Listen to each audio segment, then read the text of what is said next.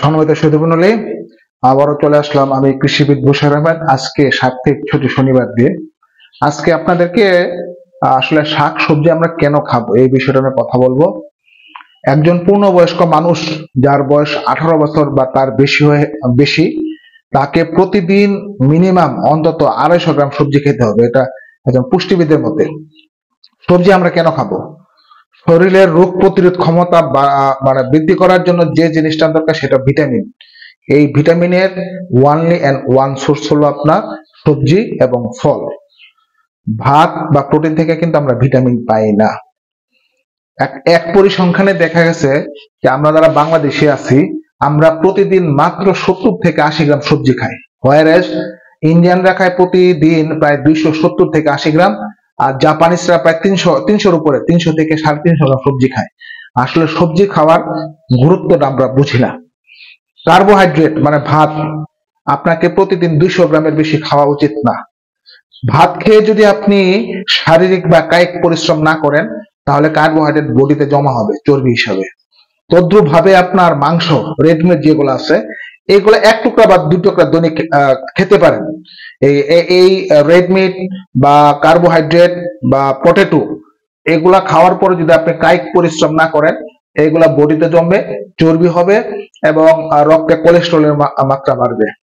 আর সবজি প্রতিদিন খাওয়ার কথা হলো 250 গ্রাম, আপনি 300 গ্রাম তার বেশি খান। অনেকে ভেজিটেরিয়ান আছেন, যে কোনো পরিমাণে খান, কোনো সমস্যা নাই।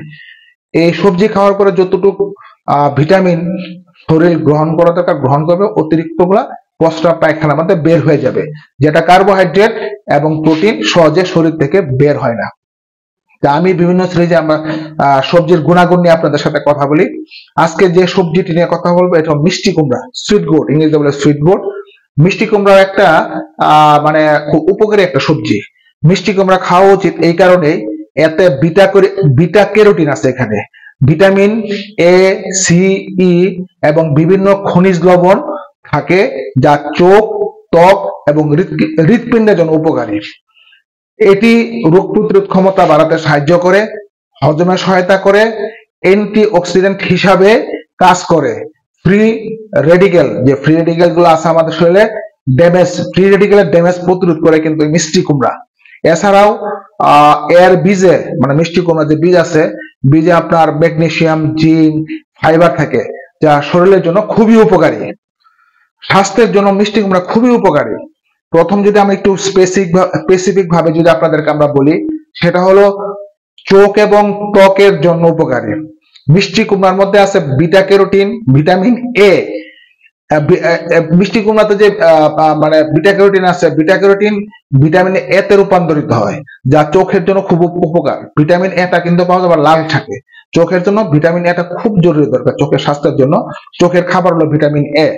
এছাড়া আপনার ভিটামিন সি, ভিটামিন সি এবং ই এর মতো আপনার অ্যান্টিঅক্সিডেন্ট ত্বকের যে বলিরেখা বা সূর্যের ক্ষতিকর রশ্মি থেকে রক্ষা করা এবং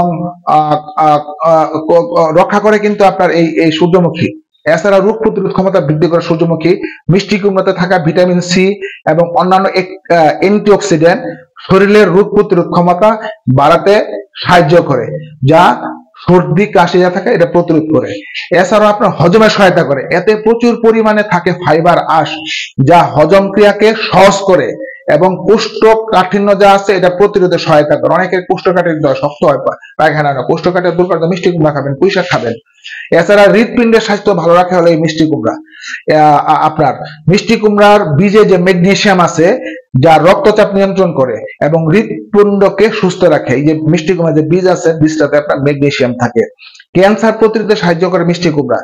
এর অ্যান্টিঅক্সিডেন্ট উপাদান ফ্রি রেডিক্যাল ড্যামেজ, যে রেডিক্যাল গুলো আছে ড্যামেজ প্রতিরোধ করে, যা কিছু মারাত্মক রোগ যেমন ক্যান্সার এবং হৃদরোগের ঝুঁকি কমাতে সাহায্য করে। এই যে মিষ্টি কুমড়া আছে এর যে অ্যান্টিঅক্সিডেন্ট আছে, উপাদান আছে, ফ্রি রেডিক্যাল ড্যামেজ যেটা আছে ড্যামেজ প্রতিরোধ করে। হাড় এবং অন্ত্রের জন্য ভালো এই মিষ্টি কুমড়া।